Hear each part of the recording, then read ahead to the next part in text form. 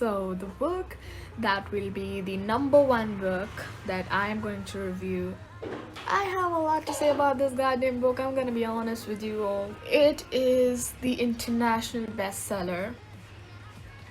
I don't think so. I'm gonna rate it a 3 out of 5. It's a pretty book, it's a cute, and everybody should read it and everything. But there is nothing out of the blue written here. There is nothing here that actually fascinates you except the 80-20 part. It just basically tells you that the secret to a long life is to eat healthy, to be a part of the community, to get up early, have some exercise regime in your morning routine or in your daily routine, love people around you, be kind to the people around you, and you're gonna live a long life.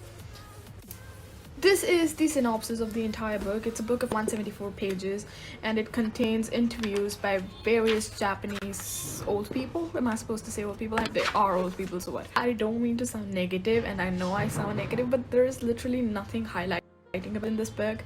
Like, I have the entire book twice. I've gone through the interviews too. And to never give up on your passion.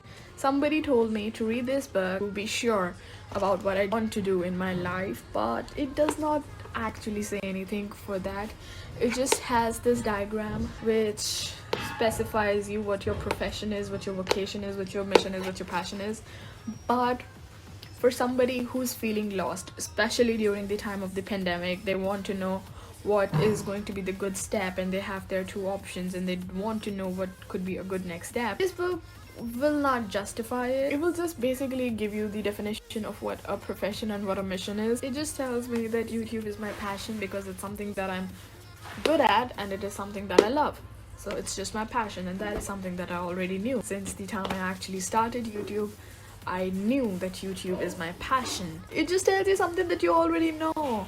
It did not tell me the ways that I could actually find a mission in life or a vocation. Profession is something that you can easily find. I wanted to read the book, find my Ikigai, and after reading it twice, I know for sure that this book is just cute, but it's not worth reading. Obviously, it's a bestseller because it has interviews and some good Japanese sayings, statistics that Japanese people live longer because they work hard, they focus on their own mission, they focus on the community's mission, and they are a part of the community, and they try, no, they don't try hard, but they try their best to be the best version of themselves for themselves and for their community.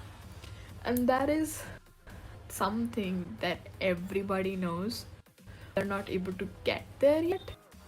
So this book is basically a bundle of information of something that you already know. It's nothing new. So that is why from my side the book is meh.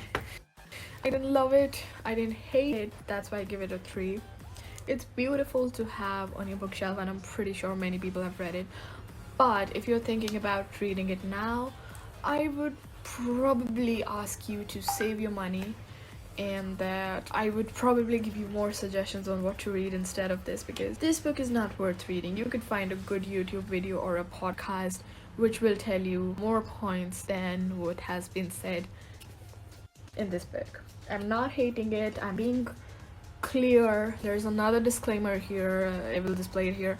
I'm not being mean, I'm just being brutally honest, because I don't want to hate on authors. I don't hate on authors, but if I have invested the time of my life reading a book twice, I read it the first time because I thought that this is a bestseller and maybe I'm missing something, maybe I missed an interview or I'm reading it with a different perspective, and I read it again after 6 months with a different perspective and everything, and I still didn't like it. It felt like a waste of time. Like, hear a podcast by, I don't know, Jay Shetty or somebody, and they will provide you better insight in just one podcast than this entire book will. Of course, it has all these interviews and it spreads some insights on the old Japanese people thinking. If you want to find your mission, you're gonna have to work hard for it. No book is gonna come and tell you that, but obviously I wanted some clarity or some eureka light to be shed on my face, and that moment didn't happen. So yeah, that's why I rated it a 3 out of 5. Also, I have read books after reading whom the Eureka light bulb did shine on my face, just like. So that is why comparing those books to this book and reviewing it right now, I am obviously giving it a less rating, because I have had books where I just read them and I was like, fuck, this happens. This happens and this needs to change.